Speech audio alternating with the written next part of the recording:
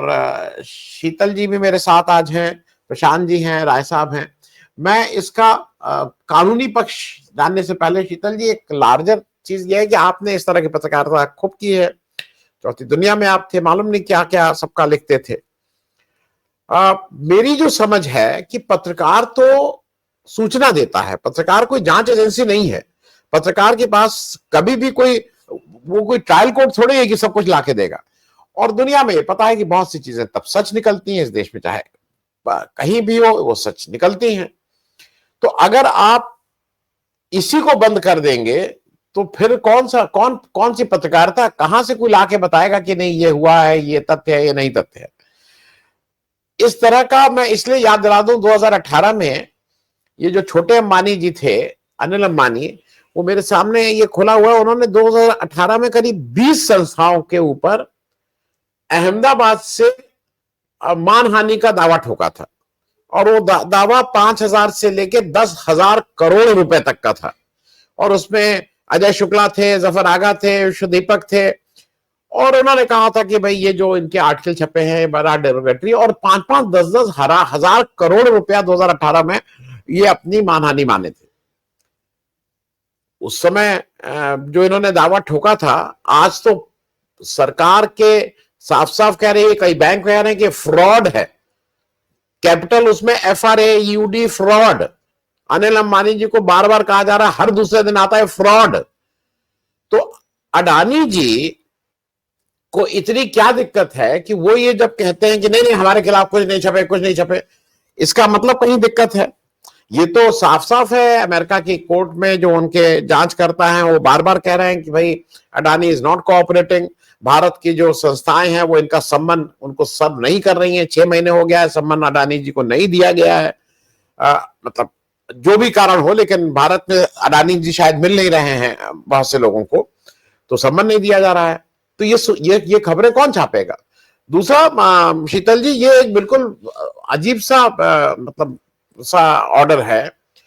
एक तो ये जिनके अगेंस्ट किया गया था, एक मुकदमे, एक पिटीशन दायर हुई थी जिसमें 10 लोगों को वादी बनाया गया था, बिना उनकी बात सुने ये ऑर्डर पास कर दिया गया है, एक्स पार्टी। दूसरी बात यह है कि जो मेरी समझ है, ये 10 लोगों को नहीं करेंगे, लेकिन बाकी तो किसी के ऊपर रिस्ट्रेंट नहीं है। हम तो जैसे खबर चलाते हैं वैसी खबर चलाते रहेंगे। यहां नहीं छपेगा तो किसी दूसरे मीडिया में छपेगा, यहां नहीं छपेगा तो किसी दूसरे देश में छपेगा, क्योंकि अब तो बाउंड्रीज का कोई मतलब ही नहीं रह गया है। तो मैं लार्जर चीज में, मैं पहली चीज तो शीतल जी ये समझ लो कि ये अडानी जी का डर है, इस वजह से वो प्रिएम्प्टिव ले रहे हैं कि कुछ ना कुछ दाल में काला, अभी दाल में तो काला है, ये सबको पता है क्या क्या वो कर रहे हैं। लेकिन अडानी जी इसको रोकने की कोशिश में इतने ज्यादा विचलित क्यों हैं कि वो इंडिविजुअल को टारगेट कर रहा है। हम आप सब जानते हैं, गुहा परंजय ठाकुर बहुत ईमानदार पत्रकार, उस दिन इलेक्शन कमीशन की प्रेस कॉन्फ्रेंस में भी उन्होंने कुछ सवाल पूछे जो अनुत्तरित रह गए, लेकिन रवि नायर को हम सब लोगों ने मिलकर ही सम्मानित किया था उनकी बेबाक पत्रकारिता के लिए। मैं इसलिए इस पर पूछ रहा हूं कि फिर पत्रकारिता करिएगा कैसे? हम और आप आज से मतलब बोलेंगे कैसे? हमारे पास कोई कोर्ट हम थोड़े ही है ना, हम जांच एजेंसी है। शीतल जी, देखिए, हम लोगों ने दुनिया के दूसरे देशों के बारे में बहुत चीजें पढ़ी थी। हम आप सभी लोग जो यहाँ बैठे हैं, मैं सबको एक आध को नहीं उस तरह से कह सकता, लेकिन हम सब लोग आजाद भारत में पैदा हुए। हमने एक लोकतांत्रिक देश में अपने लोकतांत्रिक व्यवहार को अपने जीवन में जिया और चारों तरफ उसको देखा। और हमने दुनिया भर में जहाँ ये सब नहीं था, जहाँ ये सब छीन लिया गया था वहां की आबादियों से, उसकी आलोचना की। हमने इतिहास वगैरह में और सब जगह जो इस तरह की चीजें हैं समाज में, उन सब चीजों के बारे में पढ़ा, सुना, बोला, लिखा, बहस की, आंदोलन किए।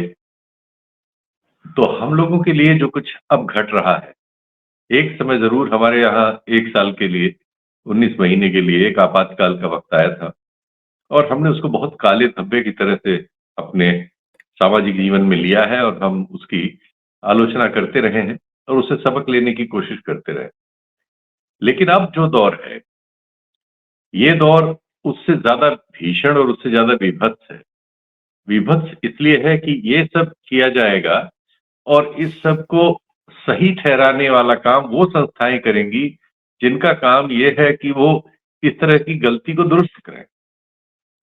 तो हम देख रहे हैं कि कोर्ट्स का इस्तेमाल इस समय लोकतंत्र का गला घोंटने के लिए बड़ी सुविधा से और बड़ी कुशलता से खुलेआम किया जा रहा है, और कोर्ट्स ने अपने आप को इसके लिए प्रस्तुत भी कर दिया है। ऐसा नहीं है कि कोर्ट्स जो है वो इन सब चीजों को नहीं जानती, जो आप हम और दूसरे लोग कर रहे हैं, या वो इन चिंताओं से अवगत नहीं है, या देश में जो 11-12 साल से घट रहा है वो उनको पता नहीं है। उनको सब, वो भी हमारे आपके बीच से लोग हैं, और अगर वो इसके बावजूद ये सब कर रही हैं, तो आप समझ लीजिए कि हम लोग कहाँ पहुंचने वाले हैं, या हम कहाँ पहुंच चुके हैं। दरअसल सच्चाई ये नहीं, पहुंचने वाले नहीं है, हम तो दरअसल पहुंच चुके हैं। अब हम उसके एक एक सफा हमारे सामने आ रहा है। ये उसी तरह का ऑर्डर है। हमारे जैसे देशों में, जो दुनिया में विकासशील देश हैं या पिछड़े हुए देश हैं, उन सब देशों में एक आध दो को या 2-3 को छोड़ के ज्यादातर में ऐसी ही व्यवस्था है जहां करप्शन जो है वो हमारे जैसे देशों में के धनी लोगों को पैदा करता है। ये किसी योग्यता से नहीं पैदा होते। ऐसा नहीं है कि इनमें उन्होंने कोई आविष्कार कर दिया है जिसकी कीमत इतनी है बाजार में कि उसकी वजह से वो बड़े हो जाए। उन्होंने कोई ऐसी व्यापारिक प्रणाली डेवलप कर ली है जो दुनिया में किसी के पास नहीं है, सिर्फ उनके पास है, और उस अजूबे की वजह से वो दुनिया में बड़े हो जाए। नहीं, ये इन सब देशों में, इन सब समाजों में ब्लंट बेईमानी से, धोखे से और भ्रष्टाचार से वो काला धन पैदा होता है, जिसकी बात पहले होती थी 11 साल पहले, अब एकदम बंद हो गई है। और उसी धन से हमारे देश, हमारे जैसे देशों के कथित धनी लोग बनते हैं।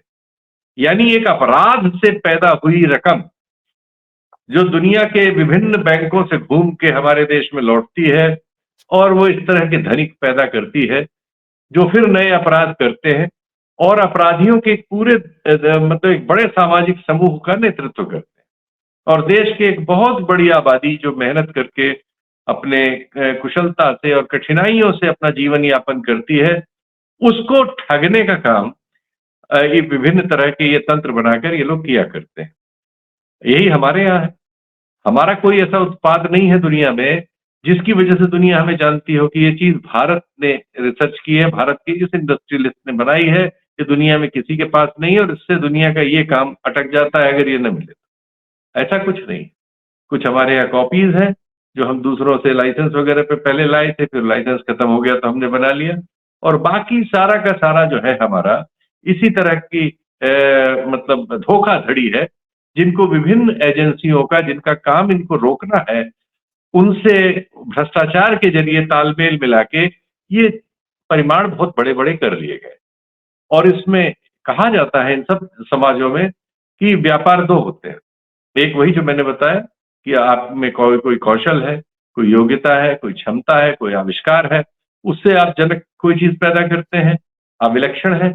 दूसरा यह है कि आप सरकार से मिलके समाज को लूटने का अगर आप में हुनर है, तो वो एक व्यापार की श्रेणी वो है। हमारे यहाँ वही दूसरी श्रेणी प्रचलित है, सर्वत्र वही प्रचलित है। सावरे हर अपने आस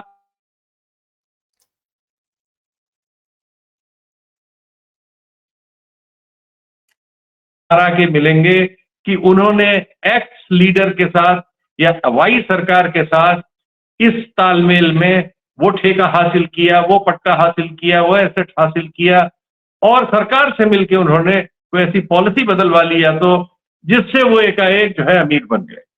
सबकी स्टोरी ऐसे ही मिलेंगी कि अरे ये तो वो स्कूटर के पीछे बैठ के घूमता था, फिर इसने वो फलाने मंत्री के साथ मिलकर उनका पैसा खपा दिया, काले का सफेद कर लिया। अनेक कथाएं। अब इस दौर में सबसे बड़ा इस समय जो हमारे देश का ये उद्योगपति है जिसने ये गैग ऑर्डर खरीदा है, ये तो टोटल अपराध के ही उससे बना है पूरा का पूरा। और इसको बचाने के लिए हमारे यहां सेबी, विभिन्न bank, financial institutions, finance ministry, जांच की एजेंसियां, ये सब लग गई हैं, और सारी दुनिया में इसके अपराधों की जो कथा है वो दुनिया भर के मीडिया के पास है। सारी दुनिया के डोमेन, पब्लिक डोमेन में है। जांच चली रही है अमेरिका की, आपने बताई। हमारे यहाँ जांच बंद है या रोकी हुई है, आधे में रुकी हुई है सेबी की जांच, ये भी हम जानते हैं। अब ये इस तरह के गैग ऑर्डर लाए और ऐसे ऑर्डर इनको मिलते रहेंगे, क्योंकि जैसा मैंने कहा शुरू में कि हम जैसे हमारे जैसे देशों में एक और दुर्गति हो गई है कि जो संस्थान इसके लिए बने हुए हैं कि जो इस तरह की चीज न होने दें, उन्हीं से ये उनको सनद मिल जाएगी कि नहीं ये चीज ये करेंगे। और वो ये है कि इस देश के मीडिया को उसको उसका गला जो है दबोच लिया जाए, उससे उसकी आवाज छीन ली जाए। इस तरह के ऑर्डर्स हमारे सामने आएंगे, आना शुरू हो गए, ये आ गया है। इसमें ये मत जानिए कि आज 9-10 के बारे में है, हमारे आपके बारे में नहीं है।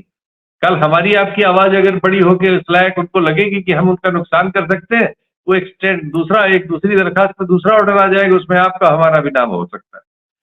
तो ये तो एक धारा है। धारा जब खुल गई कि आपने बिना दूसरे पक्ष को सुने हुए, इसको हमारे राय साहब बताएंगे, नॉर्मली इस तरह के सेंसिटिव मैटर्स में बिना दूसरे को सुने हुए इस तरह के गैग ऑर्डर्स नहीं दिए जाते। लेकिन अब हम ये सब चीजें सब हमारे यहाँ टूट गई। जब एक किसी सत्तारूढ़ दल के 1 साल पहले तक प्रवक्ता रही व्यक्ति को, वो सॉरी महिला को, आप अगले साल ही हाई कोर्ट में जज बना ले रहे हैं खुलेआम।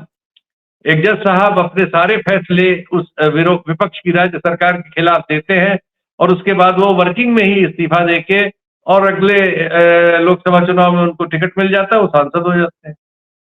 एक जज साहब ऐसे सांस्कृतिक कार्यक्रम में जाते हैं जिसको एक जमाने तक कानून की एजेंसियां और जिस काम को, जिस भाषा को, जिस संवाद को आपराधिक मानती रही हैं और उनका कुछ नहीं बिगड़ता। तो ये हम इस सब के रोज हमारे पास नित नए सबूत आएंगे।